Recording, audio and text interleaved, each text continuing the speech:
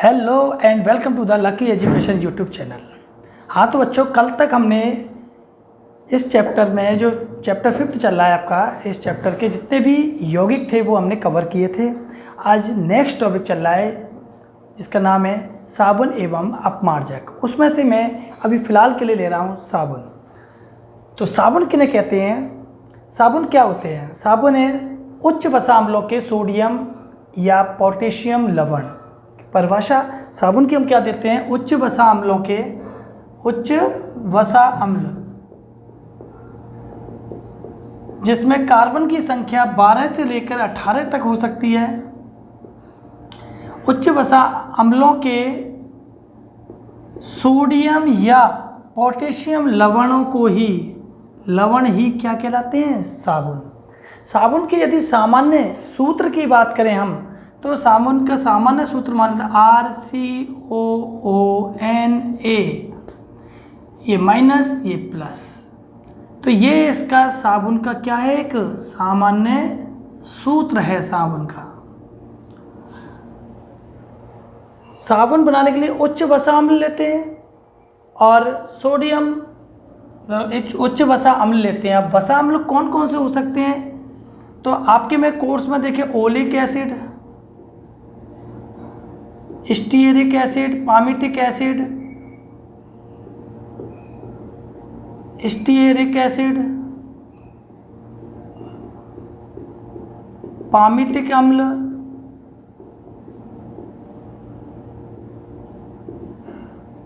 इनमें से कोई भी लिया जा सकता है। उच्च वसा अम्ल ले सकते हैं या पशुओं की चर्बी ले सकते हैं। पशु चर्बी भी ली जा सकती है, पशु वसा या चर्बी।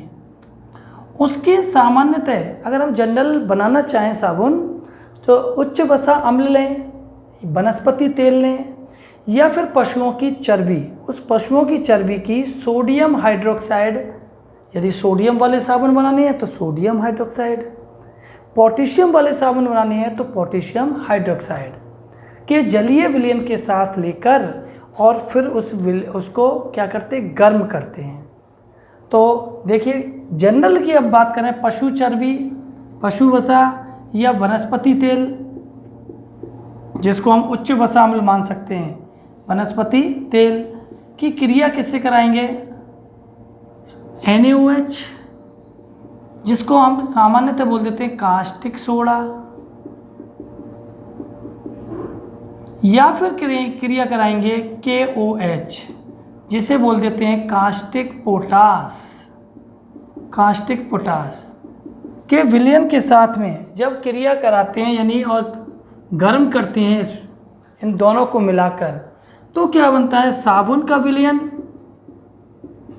साबुन का विलयन बनेगा, साथ के साथ में ग्लिसरॉल नामक पदार्थ, जिसे ग्लिसरीन भी कह देते हैं, नामक पदार्थ प्राप्त होता है। अगर और साबुन बनाने की जो विधि है, इस विधि को बोलते हैं साबुनीकरण। साबुन बनाने की विधि को साबुनीकरण कहते हैं, सैपोनिफिकेशन। इसको रासायनिक समीकरण के जरिए यदि हम समझना चाहें, तो पशु वसा या वनस्पति तेल का क्या फॉर्मूला, ये ध्यान रखना है, CH2COOR। फिर यहाँ होगा, अब यहाँ कम करना है, CHCOOR, CH2COOR। अब यहाँ पर ये R क्या बला है? R का मतलब होता है एल्किल समूह। एल्किल समूह क्या है? यानी अगर आपके समझ में नहीं आए तो हाइड्रोकार्बन। हाइड्रोकार्बन भी समझ में नहीं आए तो है एक ऐसा समूह जिसमें कार्बन और हाइड्रोजन दोनों हों। इसकी खूबी क्या होती है? इस तरह का R जो है, R यहाँ जो लग रहा है R, तो R में जो कार्बन होंगे, हाइड्रोकार्बन देखिए, कार्बन और हाइड्रोजन से मिलकर बने यौगिक, तो कार्बन की जो संख्या होगी वो फिक्स है, 12 से 18 के बीच होनी चाहिए। सामान्य जो हम साबुन यूज करते हैं उसके लिए 12 से, यानी कार्बन 12 हुए तो हाइड्रोजन जो होंगे दुगने से एक ज़्यादा, यानी 24 और 1 25। कार्बन 15 हुआ तो हाइड्रोजन होगा 31, दुगने से एक ज़्यादा, और कार्बन 16 हुआ तो हाइड्रोजन 33, और कार्बन 17 हुआ तो हाइड्रोजन 35, और ये वाला अपने कोर्स में दे रखा है। यानी यहाँ R को हटाकर हम C17H35 भी लिख सकते हैं, C17H35 इन सभी किए गए। और ये वाला अब हम बात करते हैं, चलो हम जनरली जो साबुन बनाते हैं, कपड़ा धोने वाला सामान्य जो साबुन जो यूज करते हैं NaOH वाला होता है, यानी कास्टिक सोडे का यूज करते हैं। तो ये यहाँ पर 3 ग्रुप है, 1 2 3, तो इसके लिए हम 3 बार NaOH ले लेंगे, NaOH NaOH और NaOH।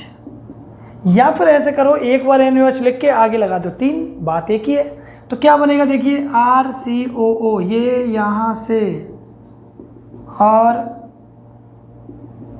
क्या होगा, इस तरह से बनेगा। मैंने आपको पहले ही बता दिया था साबुन का सामान्य सूत्र होता है RCOONE। तो देखिए RCOONE, एक बार RCOONE, तो कितनी बार RCONA हो गया, 3 बार RCOONA।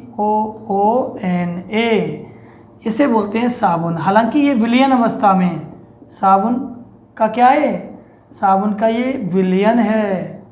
अब ध्यान रखो बचा क्या इसमें, इसमें क्या बचा, CH2 और वहाँ बचा OH, फिर CHOH CH2OH। ध्यान क्या रखना है, बीच वाले पे 2 नहीं है, गलती हो जाती है। CH2 ऊपर है, CH2 यहाँ पर है, लेकिन इसमें नहीं है, CH ही है केवल, तो इसी को साथ साथ लिख दो, CH2 और क्या बचा OH, फिर क्या है CHOH, फिर क्या बचा CH2OH। इसे बोलते हैं ग्लिसरॉल। तो इस तरह से ये साबुन का विलयन बना। इस जो साबुन के जो विलयन है, इसमें जब नमक मिला देते हैं NaCl, तो साबुन अवक्षेपित हो जाता है, अलग निकल आता है, अवक्षेपित हो जाता है। तो इस प्रकार से साबुन ये बनाया जाता है। एक बार दोबारा से, साबुन क्या होते हैं, उच्च वसा अम्लों यानी C12 से C18 के क्या होते हैं, सोडियम या पोटेशियम लवण होते हैं। इनका सामान्य सूत्र होता है RCOONA। ये आयनिक भाग होता है RCONA यानी ध्रुवीय भाग, और ये होता है अध्रुवीय भाग, जो कि हम आगे इसे पढ़ेंगे। एक और बात, साबुन के अणु की यदि संरचना की बात करें, तो साबुन का अणु जो होता है वो टेडपोल संरचना वाला अणु माना जाता है।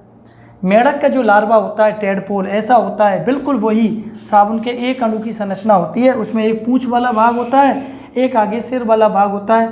पूंछ वाला जो भाग होता है ये आर वाला जो लंबा हाइड्रोकार्बन, आर का मतलब हाइड्रोकार्बन सिरा, लंबा हाइड्रोकार्बन सिरा जो होता है वो पूंछ के रूप में ये आर होता है। और ये वाला जो हिस्सा होता है ये क्या होता है COONA। Na हो सकता है यहाँ पर, या फिर क्या हो सकता है K हो सकता है। तो ये हमारा साबुन के बारे में। अब हम बात करते हैं कि साबुन का उपयोग। एक और चीज़, अगर हमें पारदर्शी साबुन बनाना है, जनरली आपने देखा सोडियम या पोटेशियम के लवण होते हैं साबुन। उच्च वसा अम्लों के सोडियम और उच्च वसा अम्लों के पोटेशियम लवणों में क्या अंतर है कि पोटेशियम जो लवण होते हैं, यानी उच्च वसा अम्लों के पोटेशियम लवण होते हैं, पोटेशियम लवण वाले जो साबुन हैं वो साबुन अधिक मृदु होते हैं, सॉफ्ट होते हैं। यही कारण है कि इनका उपयोग जो शेविंग क्रीम आती हैं उनमें, या डिटर्जेंट वगैरह होते हैं, शैम्पू वगैरह होते हैं, शैम्पू बनाने में, शेविंग क्रीम बनाने में पोटेशियम लवणों का उपयोग किया जाता है। यहाँ से बहुत अच्छा क्वेश्चन। फिर आता है, यदि हमें पियर्स साबुन देखा आपने, थोड़ा थोड़ा पारभासी होता है। पारभासी का मतलब हल्का हल्का उसमें से धुंधला दिखाई देता है, पूरी तरह से नहीं दिखाई देता। वो जो पियर्स सोप है, यानी हल्का पारदर्शी साबुन बनाने के लिए ग्लिसरॉल जो इसमें पदार्थ है, ग्लिसरॉल की मात्रा यानी ग्लिसरीन की मात्रा जब बढ़ा दें तो वो साबुन कैसा बनेगा, वो साबुन बनेगा पारदर्शी। अब हम बात करते हैं कि साबुन का उपयोग कहाँ कहाँ किया जा सकता है, कौन से पानी में किया जा सकता है। पानी की अब कठोरता के आधार पे हम पानी को बात करें जनरली, तो पानी क्या होता है, आयनों के आधार पे बात करें तो एक होता है कठोर जल, एक होता है मृदु जल। मृदु जल होता है उसमें आयन बहुत कम होते हैं, लवणीय अशुद्धियाँ कम होती हैं, बहुत कम होती हैं या फिर होती नहीं है, ऐसे मान सकते हैं। तो जो मृदु जल होता है उसमें साबुन झाग देता है, कठोर जल जो होता है यानी खारा पानी, खारे पानी में साबुन झाग नहीं देता। अब क्यों नहीं देता, इसका कारण हम समझेंगे कि साबुन जो होता है मीठे पानी में क्यों झाग देता है, मृदु जल के साथ ही क्यों झाग देता है, कठोर जल के साथ झाग क्यों नहीं देता। और यहाँ से आप देख भी सकते हैं RCONA ये वाला जो होता है, ध्यान रखना साबुन की प्रकृति कैसी होती है, क्षारीय होती है क्योंकि NaOH से बना है। तो ये क्षारीय प्रकृति का एक लवण होता है साबुन की बात है, क्षारीय प्रकृति का लवण होता है। और क्षार जो होते हैं लाल लिटमस पत्र को क्या कर देते हैं, नीला कर देते हैं। तो साबुन का घोल जो होगा वो लाल को क्या करेगा, नीला करेगा। अब हम बात करते हैं वही कैल्शियम वो वाला कठोरता वाला, कि खारा जो पानी होता है, मान लो हमारे पास ये जल भर रहा है, ये कैसा है, कठोर जल है। कठोर का मतलब खारा पानी। कठोर जल के अंदर दो प्रकार के आयन कैल्शियम एवं मैग्नीशियम, ये दो आयन भर भर के होते हैं। पानी की कठोरता किसके कारण आती है, आपको मालूम होना चाहिए। कैल्शियम और मैग्नीशियम के क्लोराइड, कार्बोनेट वगैरह जो अशुद्धियाँ होती हैं, लवणीय अशुद्धियाँ, वो इसके अंदर मिली होती हैं, तब जाके कठोरता आती है। तो वहाँ से पानी के अंदर कैल्शियम और मैग्नीशियम जो आयन होते हैं कठोर जल में, खारे पानी में खूब सारे होते हैं। जब हम किसी कपड़े को साफ़ करते हैं खारे पानी के साथ, तो जब हम साबुन को अप्लाई करते हैं, साबुन का यूज करते हैं कपड़े पर, पानी के साथ में लगाते हैं, तो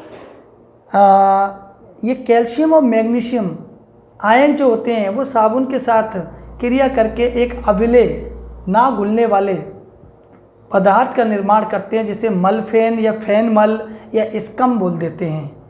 और साबुन जो होता है वो जल में घुल नहीं पाता, तो इसका मतलब झाग नहीं बन पाते तो कपड़े भी साफ़ नहीं हो पाते।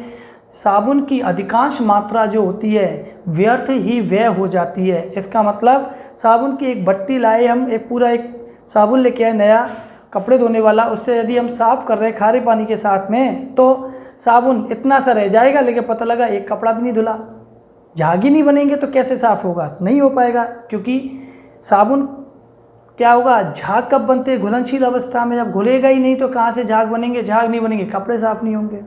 मीठे पानी में ऐसा नहीं होता। मीठे पानी में क्या होता है, वो घुल जाता है, घुलनशील लवण बना लेता है, और घुलनशील लवण होगा, झाग बनेगा, कपड़े साफ़ हो जाएंगे। तो हम देखते हैं साबुन केवल और केवल मीठे पानी के साथ कार्य कर सकता है, खारे पानी के साथ ये कार्य नहीं कर सकता। तो इसको ध्यान से नोट करेंगे सभी बच्चों, देखेंगे। हाँ तो बच्चों अब नेक्स्ट टॉपिक पे चलते हैं, जिसका नाम है अपमार्जक, डिटर्जेंट। हमने देखा था साबुन जो थे उच्च वसाम्लों के सोडियम या पोटेशियम लवण थे। अब यहाँ हम बात करें अपमार्जक जो होते हैं उच्च वसाम्लों की, यदि हम बात करें तो ये होते हैं, नहीं उच्च वसाम्लों के नहीं, सोडियम एल्किल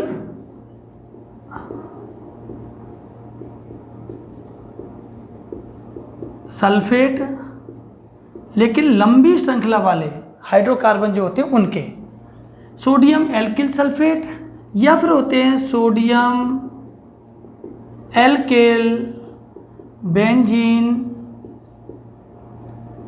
सल्फोनेट लवण होते हैं। सोडियम एल्किल सल्फेट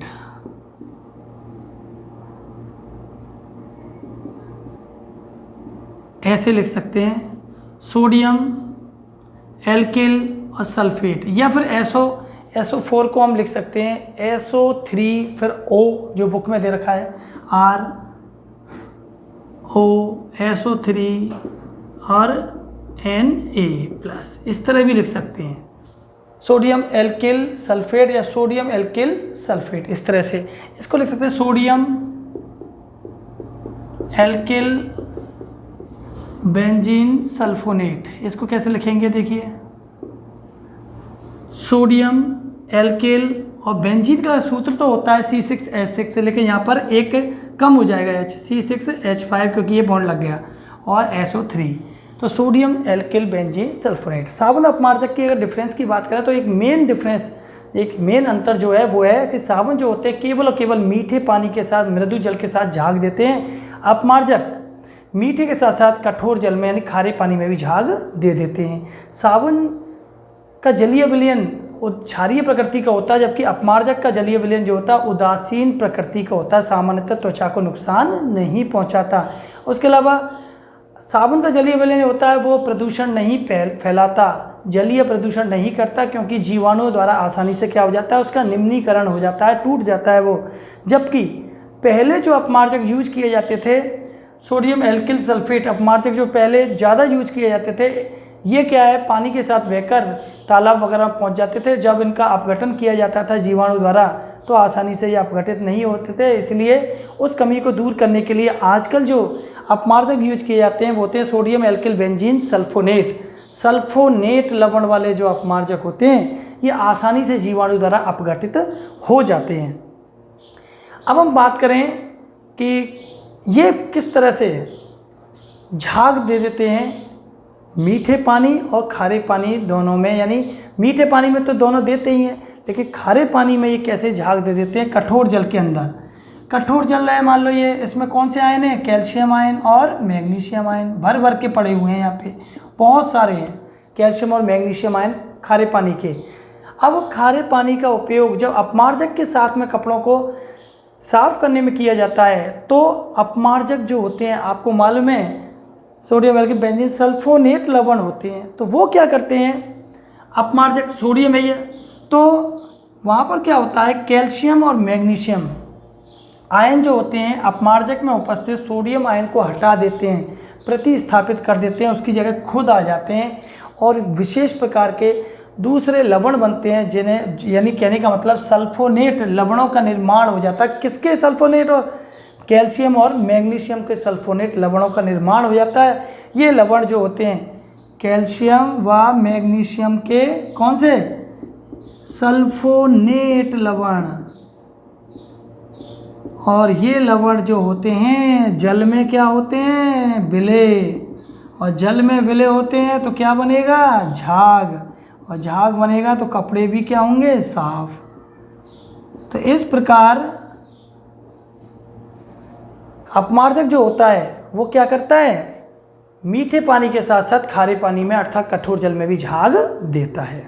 अब अपमार्जक जो होते हैं, अपमार्जक बनाने में देखो ये आर समूह जो है, आर समूह यानी हाइड्रोकार्बन जो सिरा है, ये अगर लंबा हो, carbon carbon carbon carbon carbon लंबा हो लेकिन कम शाखित हो, शाखाएं ज़्यादा नहीं हो कार्बन की, तो वो आसानी से अपघटित हो जाता है। ज़्यादा श्रृंखलाएं बन रही है तो वो अपघटित नहीं हो पाता।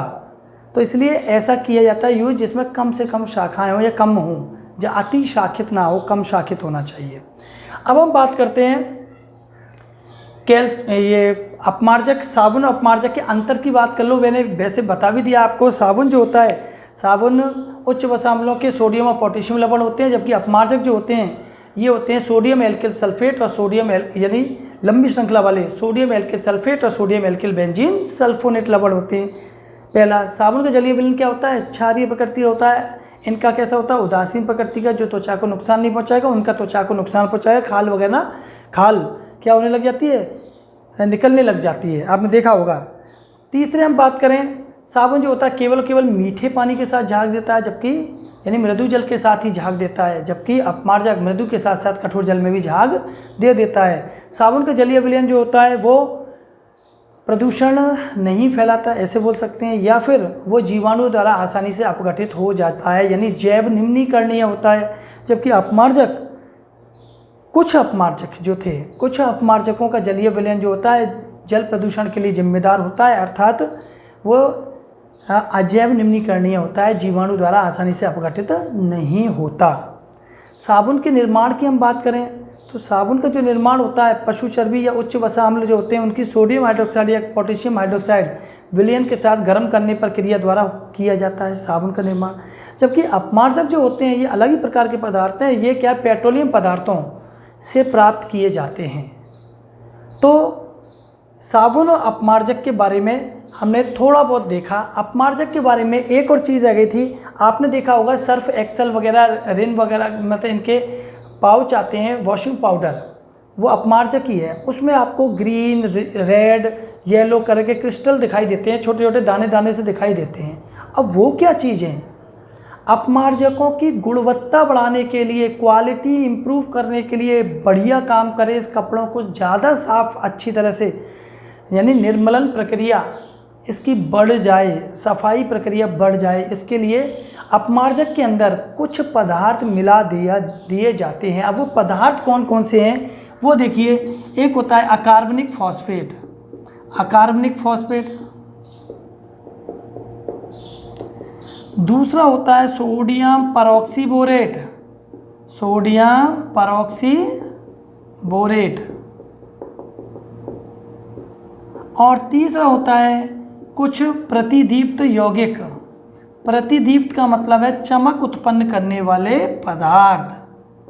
तो यहाँ ये बहुत अच्छा क्वेश्चन बनता है कि अपमार्जकों की गुणवत्ता बढ़ाने के लिए उसमें क्या क्या मिलाया जाता है, क्या क्या पदार्थ मिलाए जाते हैं। अकार्बनिक फॉस्फेट, सोडियम परऑक्सीबोरेट यौगिक, उसके अलावा कुछ प्रतिदीप्त चमक उत्पन्न करने वाले, यानी बिल्कुल भक्क सफ़ेद करने, या सफ़ेद का मतलब सफाई करने वाले ऐसे यौगिक भी उसमें मिला दिए जाते हैं। तो हाँ बच्चों, साबुन अपमार्जक के बारे में थोड़ा बहुत हमने देखा। अब इसके बाद एक टॉपिक जो है मिसेल का निर्माण, मिसेल किस प्रकार बनता है, कपड़ों की सफाई में वो किस प्रकार प्रभावी होता है, और साबुन की संरचना के बारे में कौन कौन से सिरे इसमें होते हैं, वो हम नेक्स्ट लेक्चर में देखेंगे। तो आज के लिए इतना ही। Thank you very much.